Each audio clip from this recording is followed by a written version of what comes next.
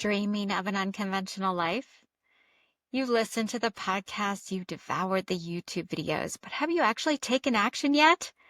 It's easy to get lost in research and inspiration. We all have the ability to piece together our ideal life, but getting started is often the hardest part, especially when it feels complicated and overwhelming.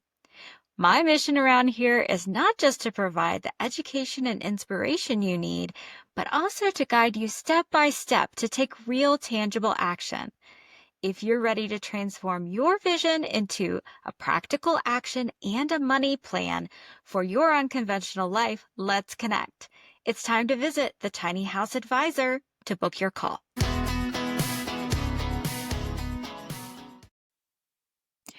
Well, Kirsten, Dirksen, and Nicolás, I'm going to mess it up. Boullosa.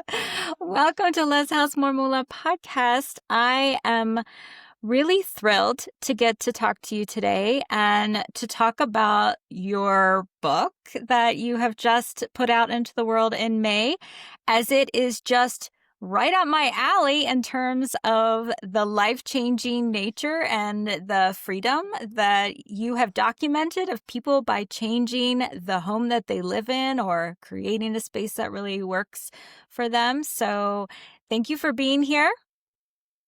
Thank you for having us. Thanks. Yeah. So if you would, for listeners who might be underneath a rock, would you introduce yourself and tell us about your book? Well, I'm Kirsten Dirksen, and I'm Nico Boullosa. and so we've been making videos and writing for a website since 2006. And really, the book is just a kind of a culmination of, what the title says, sort of the most life-changing homes, I'd say. And it's not always the most visually crazy homes. It's not Zillow gone wild or something. So it's more what sort of changes your inner state. So how a physical home can change how you live, how you feel, how you kind of interact with your world and the outside world, I would say. Yeah, it's more or less a distillation of things we've gotten to know over the years. It's almost like these sort of sayings in Eastern philosophy, when a pond has a lot of turbulence, and all the dirt just gets at the bottom, it's just clarity, right? So I guess the perspective over the years gives you that vantage point, and this book is vantage point, I guess. Mm-hmm. Yeah, beautiful. You have a YouTube channel that has a significant following, and you've been documenting since, you said, 2006, the unique homes of folks all around the globe. And so for listeners, we'll have a link to that YouTube channel. But it seems like that you've kind of picked the most maybe impactful. Would you say that's true for the book?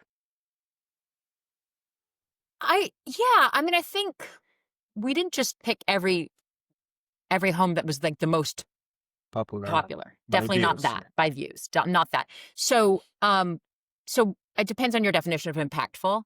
I think for the people living in them, they are the most impactful from sort of this perspective of, we wanted to think about how a home, as we said, is not just sort of an investment or a way to have something that looks, it's a dream home. There are dream homes in a way, but not a dream home in the sense that maybe we define it in sort of a conventional sense, right? So these are homes that we think have really shifted how somebody lives their life. Yes. And I think they're all really different. So, it's hard to really summarize. We can talk about specifics. It's probably an easier way to do it, because I think the individual examples are probably more impactful, like when you think about each one, because really each home is really catered to each person. Yeah. Mm-hmm. Well, I'm going to share a screen for just a second. So for anybody who's listening on the Audible only version of the podcast, if you want to jump over to the YouTube version, just sharing the book page here of the beautiful book. so that you Mhm. all can recognize it when you go shopping for it. So let's dig into it. Kirsten, do you have a few examples of particular stories that you want to share? Yeah. I mean, I think one is was really impactful for us was a priest in the Italian Alps who had emailed us and mentioned that he watched the videos and wanted to share his story if we were interested. And it took us a little while to get there, as it often does. And so we were. It was even just getting there was driving like about a series of probably 40 switchbacks up a hill, and it's really difficult to get there. And um, there aren't many people really living on the mountain. He said there's only one other person living on his side of that mountain. And he had gone because he said that number one, he was a priest in a city or definitely not this rural. And he'd wanted to become a hermit. So it's like his hermitage, even though he's very social. And I think he's somehow managed to see people often, despite living on this mountaintop. But for him, a lot of it was even just having physical views changing the way he lived. And I would say also being able to walk. So he has to walk to go anywhere. You can't drive up to his house. You can drive up these switchbacks, but then after that, you have to take probably like a half-mile walk to the house.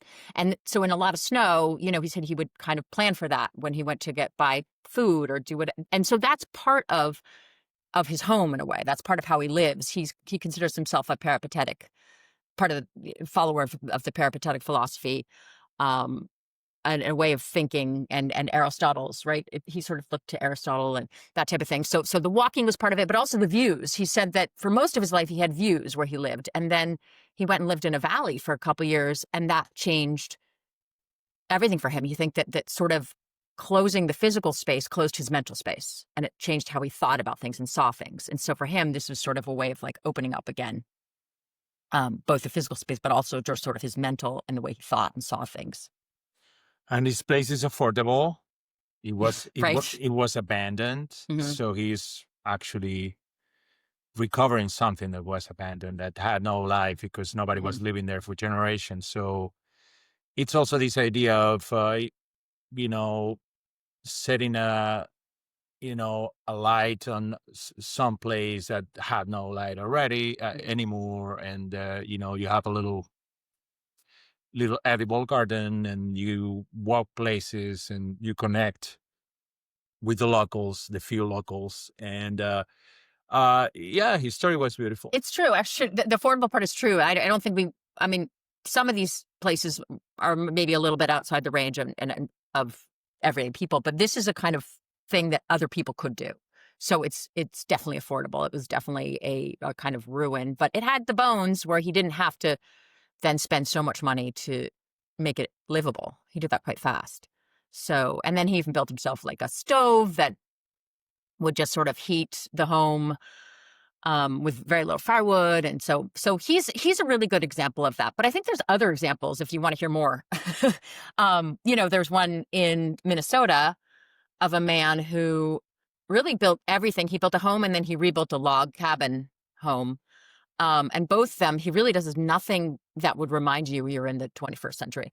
That everything, he made his own nails out of wood. So everything, there's something about, for him, not wanting to be reminded of sort of a time, sort of this timelessness. So his home becomes that, one quote we mentioned in the book, he talks about going out to the outhouse and having an outhouse. So you have to go outside, and even in very cold, wet or buggy weather or whatever, the middle of the night. And for him, that's a good thing because, as we quote in the book, and I do like this quote, he was saying, sometimes I think we've convenienced our real lives away. So those little moments that become, and we've heard from other people too, who have to go outside or have to walk across maybe have an outdoor hallway instead of having it all indoors with 2 units or something. But that sense of your home forcing you outside is kind of a big one.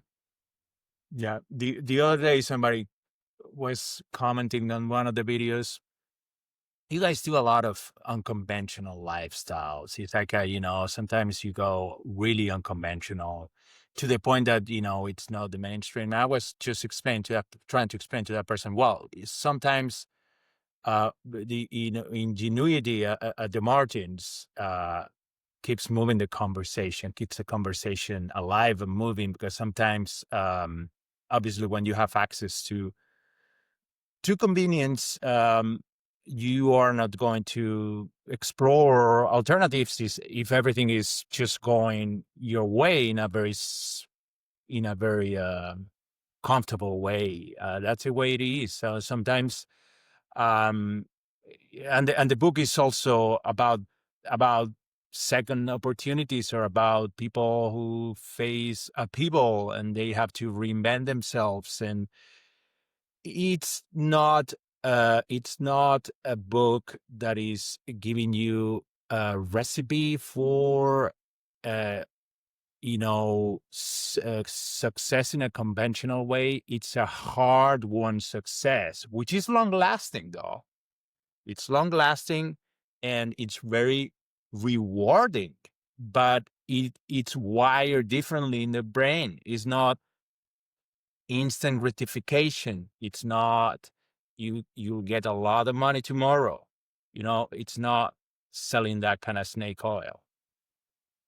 Yeah, very interesting. It seems like that maybe there's a growth or an evolution that happens with folks where they sort of develop a philosophy around the unique aspects of their life. And maybe they come to it by some sort of circumstance, but then ultimately it grows into something so much deeper for them. And I think a lot of folks, at least listeners, to my content, are really focused on the minimalism and the financial freedom.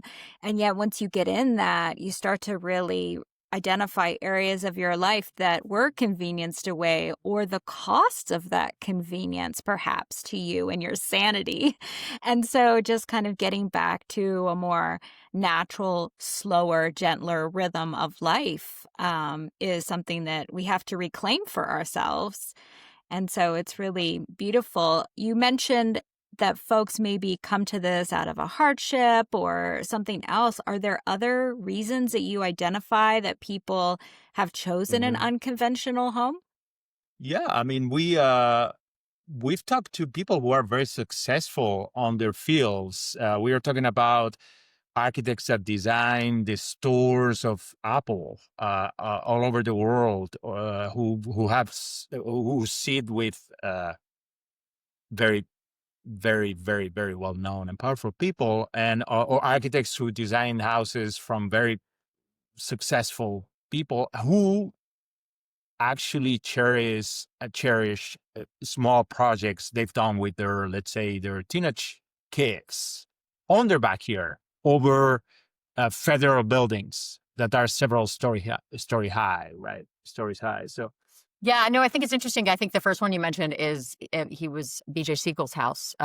He was Apple's chief architect, I believe, for the Apple stores and all that. And he's, obviously designed a lot of big kind of luxurious spaces. And he said to us that, a lot of times when people try to design their home or a dream home in a way, they try to put as many things into it as possible to kind of get it as like, well, if I can afford it, let's put all the great stuff. And for them, it was the opposite. They wanted to see how minimal they could make it and still make it comfortable and still make it feel good. So for them, it was getting just a small prefab, and they did a couple of that. So there was a very small unit to begin with, and then they put a couple together, or maybe three together.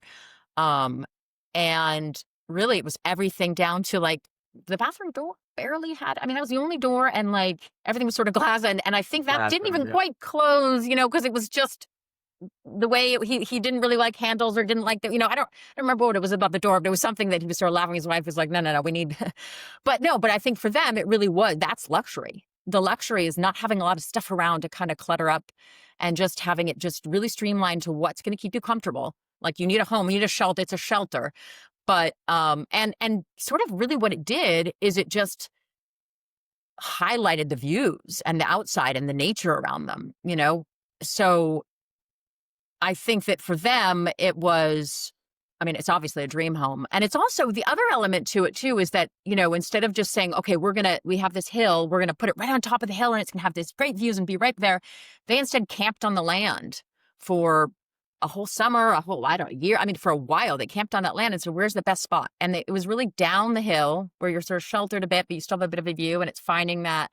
And we've heard other people talk about it, because I think he might have even been following Pattern Language, which is a book that a lot of people talk about. Mm-hmm. And sort of ways of looking at things. And they often talk about that's important, is, not always getting to the top of the mountain, but kind of getting in and a place that's sheltered. Yeah. So in Yeah. this case, the American dream is not to have, the house everybody's going to look from down to the valley when they look up the hill. It's just something that works for you. And again, it's not building something as a display for others to see. It's building something you truly like and cherish with your family, and you use it. It's not for, sometimes we have fancy things we never use, right? So it's a great lesson for people who have access but chose the path that is going to give them the long term reward, right? Because another factor of this book is the fact that we have 3 children, and over the years they've grown, and the audience have seen the change. Well, impermanence is we all are in this together. I mean, time is a factor, right?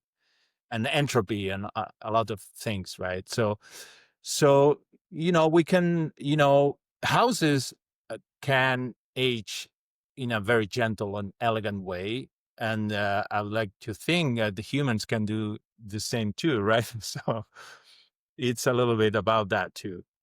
And just getting back to, you were mentioning the architect in the Seattle area who designed Bill Gates' home and the federal building and in Portland. And he did a tiny little shed kind of, well, it's a little shed with his daughter, but it also slept. She could have slumber parties in there and sleep in there, and you can use it to kind of guest. And he started using it as an office because it's just a beautiful spot and it's a beautiful little place. And maybe because it's so small and just kind of simple, it felt good. It felt a good place to work. He could have worked out of his house, but no, he sort of chose to be working out of there.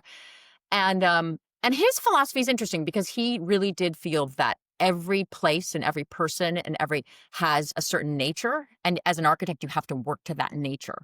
So I think he'd be very against ever repeating. My guess would be repeating anything. So, and that's something we've seen a lot too, is that while I think people can be inspired by homes that they see and others do, maybe from videos or the book, it's not to repeat it. It's to sort of say, well, what can you take away that would work for me?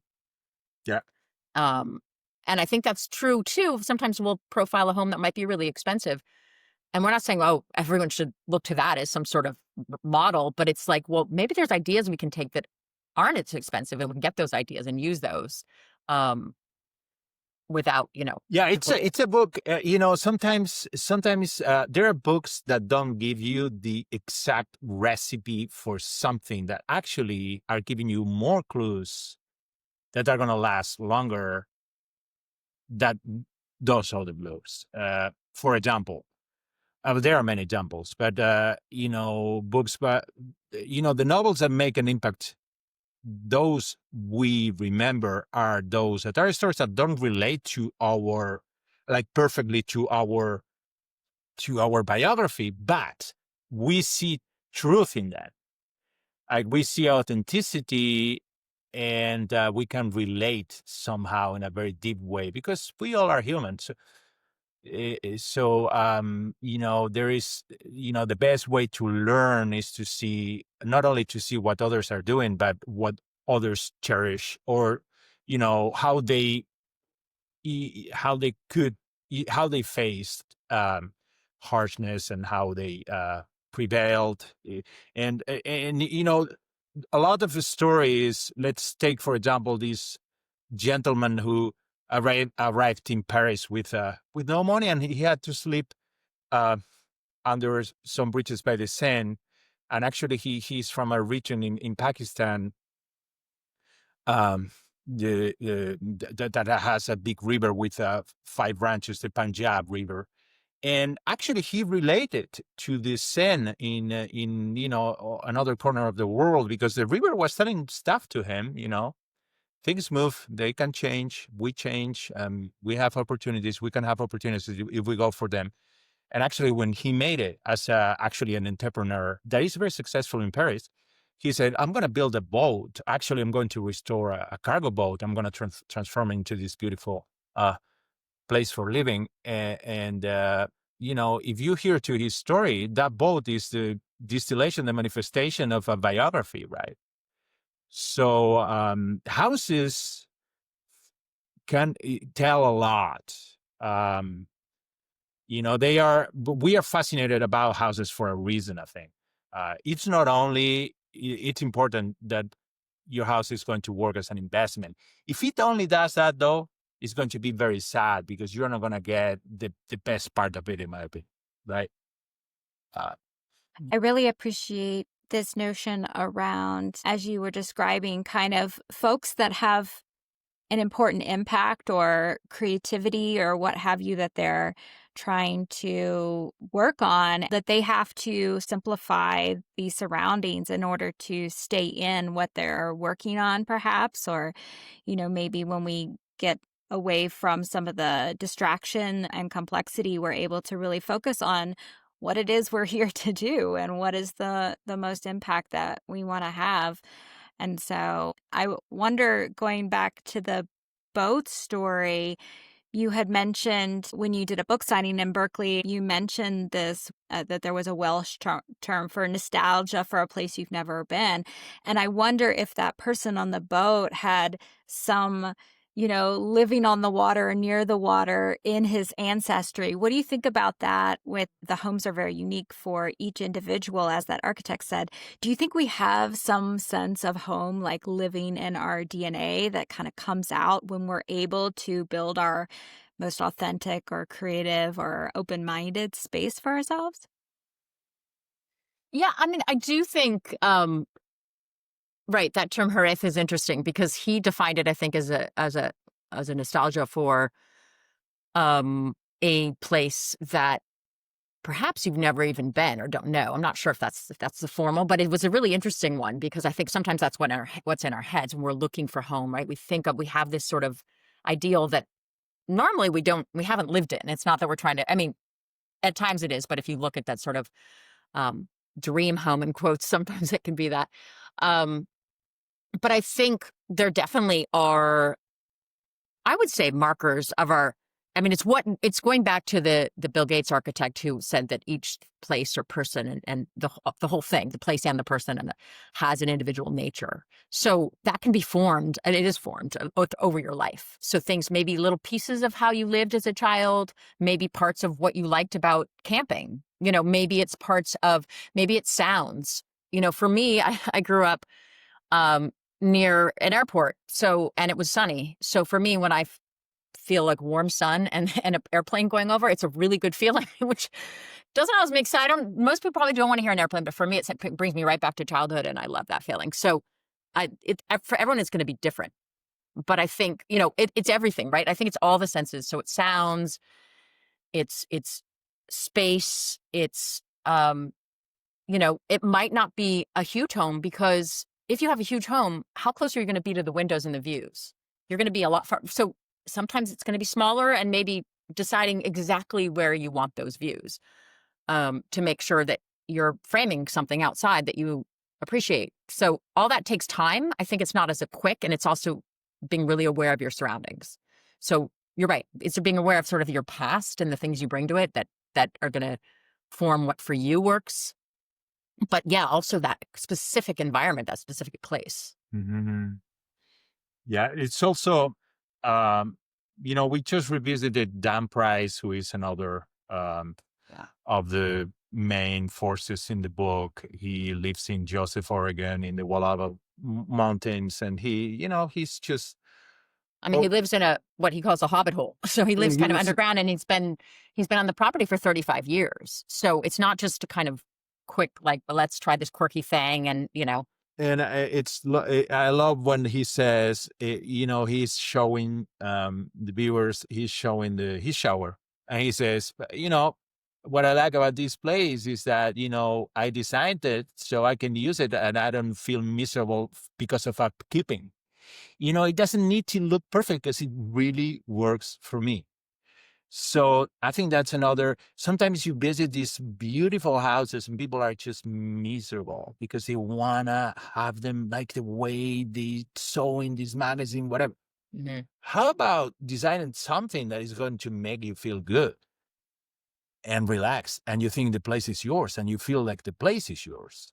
It's not for showing others your ideal of who should be you be, or the house be, or whatever. How about designing something that really works, right? So I think that Dan Price explains that perfectly, and he's been perfecting this for over 35 years. So, Mm-hmm. so I think we should listen. And I think there's other people who have talked about that, like downsizing from a 3-bedroom home. We just spoke to someone who's in a tiny studio and she's so much happier because she's like, she was beholden to that home, to taking care of it, to constantly think, do I need to repaint? Do I need to, whatever, I'm getting mold in some corner that I haven't looked at. It could be, there's so many things that for her, she'd much, much, much happier in a smaller place. So I think that's constantly we're hearing that from people that, it's not, sometimes the things we hear that bigger is better, whatever those things are, or more luxurious is, so in that sense, it's If it works for you, it's probably a good sign. It's not everything, but you're going the right direction, I guess. This is the book is also a lot about really being in connection, in sync, in a conversation with the space you are in, right? It's the more you can be in that conversation, and the more it feels it's a dialogue, and you're not going against the current, against the flow, the more you're going to think, well, it's going, I don't know if it's exactly the direction I want to be, but it's that way, right? So yeah, life is a journey, right? It's not a destination. And if we're kind of moving in the right direction and always iterating and making some improvements and whatever, then that's the best option. You get to explore the journey. So I'm sure that you all have, your house is probably, in the space that you live in, is probably a culmination of all of the philosophy and the ideas and everything that you've seen. What have you taken away after this 19 years of exploring people and their homes? What have you taken away for yourself? I mean, we've lived in different places. I mean, one of the homes we have in Spain that we put in the book was also kind of not exactly a ruin, but a kind of very simple home that hadn't been kept up in decades. And nobody was living in it. Nobody's really living in it. I mean, it sort of had things that the owner had sort of put in his own set of rickety stairs. So it was basically something that we really had to start fresh. And for us, it's kind of a house with no doors, really, which it took a while for the kids to understand. But that way, air and light and everything flow through. So it's naturally cooled, naturally heated with just a wood stove, and then the way the windows are set, everything kind of flows through. So it feels good sort of that way, but also light and views. So it has really nice views of this old 11th century town, 12th century, 12th century town. Yeah. And sort of a water near it. And so it's a different way of thinking about things. I mean, there's only a door on the bathroom. I think that's the only door, the front door. So, but it's sort of the way you carve little places into the space, and it has like a floor so you can kind of get away from anyone else. But, yeah, I mean, I definitely think we rethought things. We went back to a lot of things with that house too, with sort of natural shutters, but not really shutters. It's sort of this natural material. It's reeds almost that you put. Screens of reed, yeah. Screens of reed, which is esparto. It's an old Spanish tradition that you would just put this, and it covers, so it blocks out sun, but it lets in a little bit of filtered light, which is really pretty. And then it's just feels good. The air coming through, everything sort of feels good. It looks nice. It feels like you have some sort of having that natural. Which nobody's using those things anymore. But, they were used, so they have a connection. That they weaved them for, I think, for the house, And then since you did the Spanish house and you're from California, I'm from Spain, I'll do the California place. So now, actually, this weather is very similar to the place where we have the house in Spain. It's a very pleasant weather. Coastal California has a very blessed weather all year round. And, the problem is it's very expensive, a very expensive place to live in. And, one has to consider themselves really fortunate if you can afford to live in these places. It's a 2-bedroom house, so it is a small house for a family of 5. It's a small house, and it's a craftsman style bungalow, California style. It's not super upkept. We're doing our best. It really works because, let's face it, you don't have to have a perfect insulation in coastal California because it's never too cold or too hot. And it works for us because it was designed in a very smart and very vernacular way over 100 years ago. And you don't really need to do a lot of things when the fundamentals are good. So that's another lesson. Sometimes, but I think also we adapted it to our space, to the size, right? So it's a 2-bedroom house, but we have 3 children, and we took what was a laundry room, and especially having the point of view, I think, from coming from Europe, where nobody really has a dedicated, not nobody, but it's more rare to have a dedicated laundry room. Yeah, and it's more common to put a washer and dryer in your kitchen. So we moved it next to the fridge. We have a stack. And then our son, it's a very narrow room, and we found a tiny bed somebody was giving away. And it just fits, and it's only access to the backyard as well. So we have to walk through his bedroom, but it works. And then we just took and kind of fixed the attic. So we sleep up in the attic, and having lived in apartments, to me, not having a laundry room is not a deal breaker by no means. You know what I mean? Yeah. And actually, when we visit Japan, we just realized that in Japan, things are even tighter than in Europe. So sometimes you may have the whole stack of laundry, everything in the bathroom. And the washer dryer usually or at least where we stay, we're one unit, it washes and dries in the same machine because you're, And, it's all about how much space you have, right? And I've always edited in our living rooms. I've never had an office or something to edit. So, I just sit and I just kind of have a screen that divides me from the room, and you kind of go in your own world anyway. So I don't need a lot of space. I say, what? I mean, it's, some people like Kirsten can, concentrate I would just go crazy. Yeah, I do need so you sort of see that for her, it really works to be around this sort of energy in the house, right? I mean, I like being around the kids and stuff, and so it's a way to work a lot of hours, but still sort of be around things. But so I think the house does work for us in all those ways. It does the things we want it to do, right? Being together as a family, of course, a smaller space makes you be a lot more together as a family. Another thing, having children at home, another thing, which is going back to the Dan Price again, another thing that I think can help is to understand that, a lot of things are going to move in the house all over the place, and, it's sports gear, food, and, so you really have to pick your battles. So again, you sort of, it's almost like, having the keeping is done almost by itself. So nobody has to be a slave of it. It's I think that's probably one of the things that we've learned from some people, right?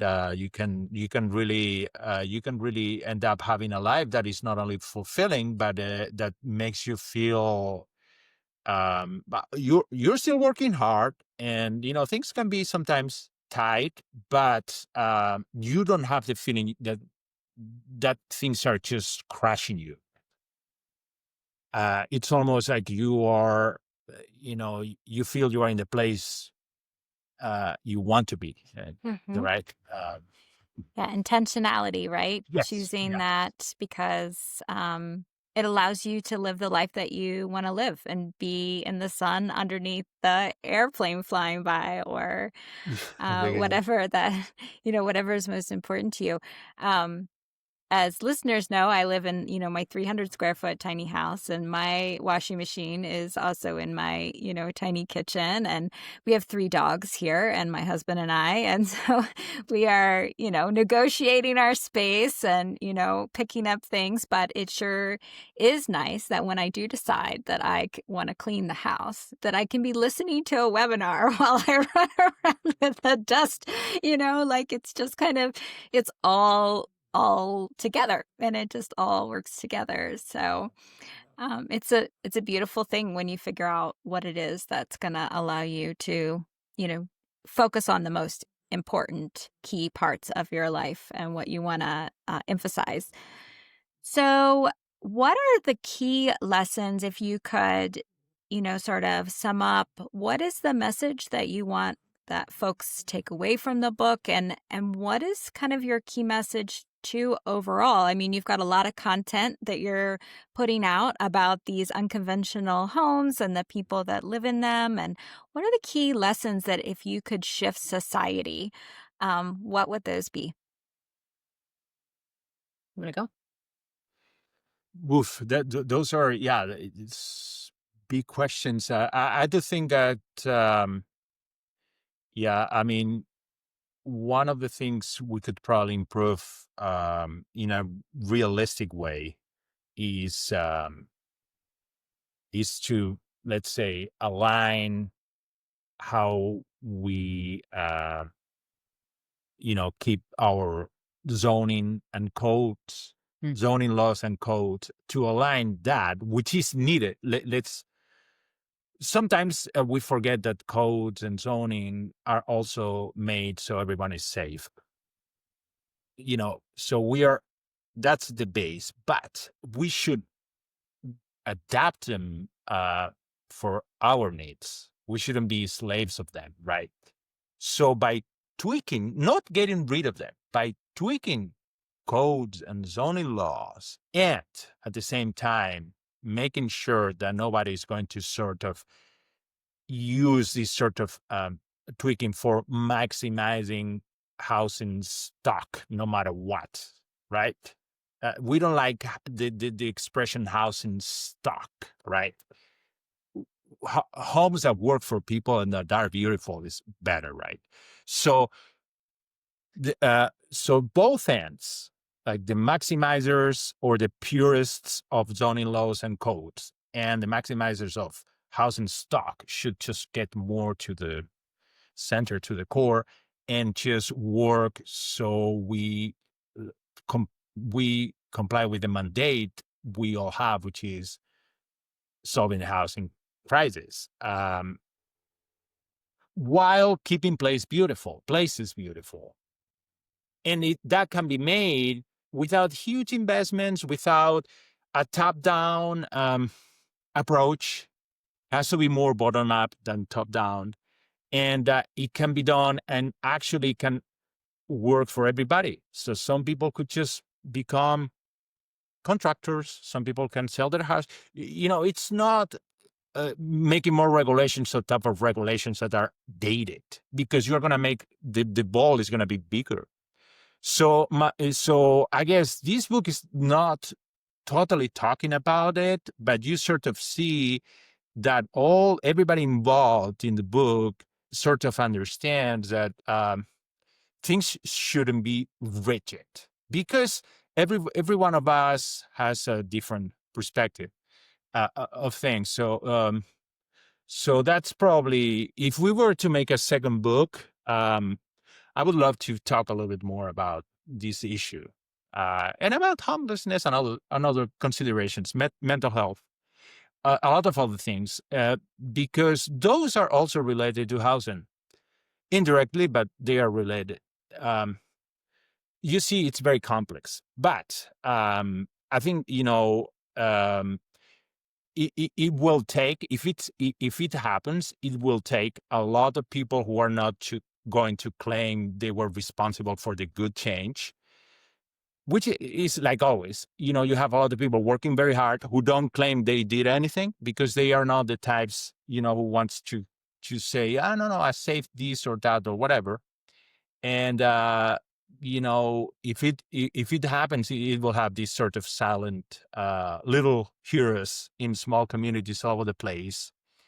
And I do think that sometimes the parts can go together, that the, stories we've been doing, we started doing almost 20 years ago with people illegally building tiny homes in their backyard. And now you're seeing that ADUs it's now legal to sell your ADU in, I think, was it San Jose? I just read a headline like in San Jose or in some Northern California town.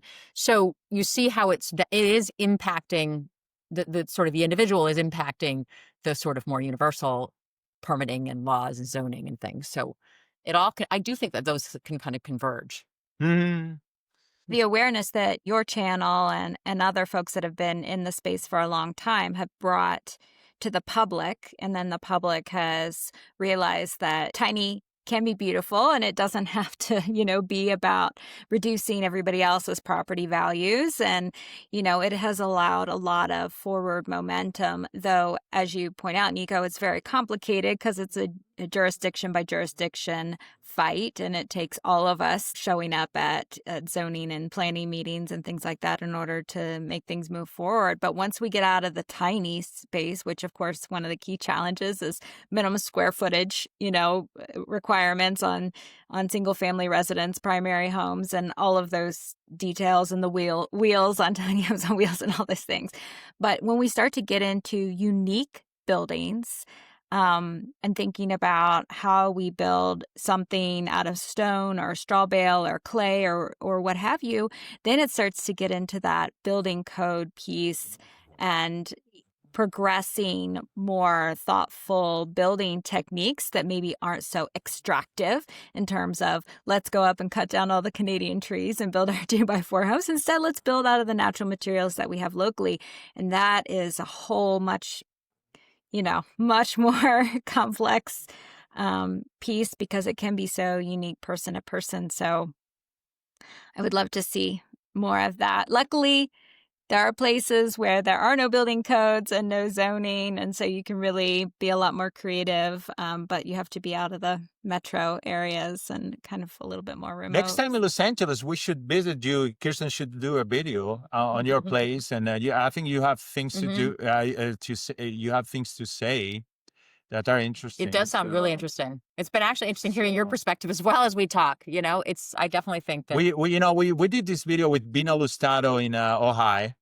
Mm-hmm. And she's great. She's an architect doing great tiny houses. Yeah. You know her, right? Yeah. And we should explore more. It would be neat to connect with you. Yeah, for sure.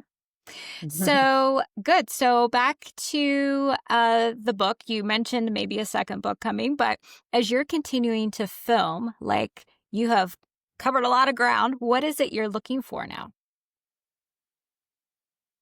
I think in some ways, maybe it's changed. It's true. We don't do we did probably more tiny homes back when there were no tiny house shows. There really weren't people putting tiny houses on the internet.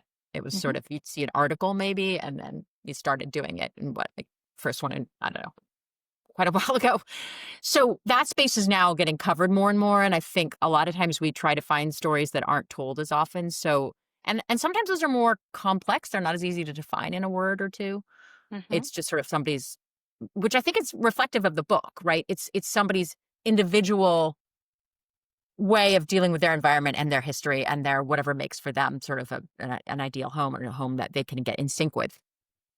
So we're always looking for those kind of stories to tell. And oftentimes those stories are marked by obstacles, right? I think sometimes the best stories are people who have obstacles that they have to overcome. And so it might be zoning or permitting and trying to work within that or around that, and it makes for a more interesting and oftentimes a better home for them. That sort of idea that friction creates something a little bit more appropriate, maybe. So it's harder to say it specifically. Maybe you have some ideas, I think, that around. No, I think that's great. Vernacular architecture or something, or looking back, or historical, or things that worked in the past, and sort of the past becomes sort of future tech in a way sometimes, and working together. We've seen that a lot recently. It's it works. Houses work like old school parables sometimes. Sometimes you have to, imagine a parable by, anybody, Aesop or one of the French classics, or so it's always, you have to travel all over the world to go back home and appreciating what you had to begin with, right? So we are fortunate to have this beautiful opening into people's lives and houses, because you have that feeling, the same way the last generation had to leave the US and actually settle in Paris to write about the US with a beautiful perspective, because once you get, once you are not physically there, you can talk about what you're missing. But that also happens with houses. Sometimes you see other people houses, and then you're going to really have this vantage point. And the book is an effort to, you say, okay, so instead of keeping this for ourselves, let's share it. Mhm. Like, it's complex, because for a book to work, it requires a reader that is actually a reader that makes works, which is with a conscience, but also with some sort that is ready for the book, right? And being ready for the book is, these days we have so much competition. But I guess, it's almost like this, going to the parable book or to the books that say little things, and you can open from any page and they will work. This book can also be that. You don't have to read it from top to bottom or in a linear way if that doesn't work for you, and still get a lot from it, right? I think I think so. I went. Yeah. Yeah. Beautiful. So we've got the links, but just for listeners who might not go over to the show notes, where can people find the book, Life Changing Homes? Right. So there's the Abrams website. And then that's sort of the main side, but it's other places too. I mean, you can find that. Obviously, Yeah, the big, any big distribution company like Amazon, Barnes and Noble, and also local bookstores. Mm-hmm. We are super lucky here in the Bay Area, because there are several ones that are great. And my sister lives in a small town in Australia, and she said their bookstores was stocking the book even before she went in and tried to convince them to, which is my big, yeah. Yeah. And we've heard that in Germany, some people, it's great, because you find it in some bookstores and people are just leaving comments, and it's great. It's great. Yeah. Well, good. Well, we'll have the links to your YouTube channel and to your book page and, your website, all the things. So listeners can go over there and grab links in show notes. Kirsten and Nico, thank you so much for talking about the stories, kind of the philosophy of people and their places, and the deeper meaning behind the stories that you have in your book. I think it's beautiful for us to all think more critically about the space that we live in and how we can make it true to ourselves. So thanks for sharing. Thanks, Laura, for having us. Thank you. Less House More Moolah podcast is created, hosted, and produced by me, Laura Lynch, here in my tiny house.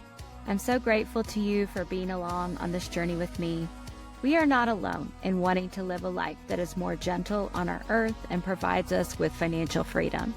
So when you have a conversation with someone else considering what alternatives are out there, make sure you share this podcast with them. Let's bring them along with us. Please see the show notes for an important disclosure regarding the Tiny House Advisor LLC in this episode.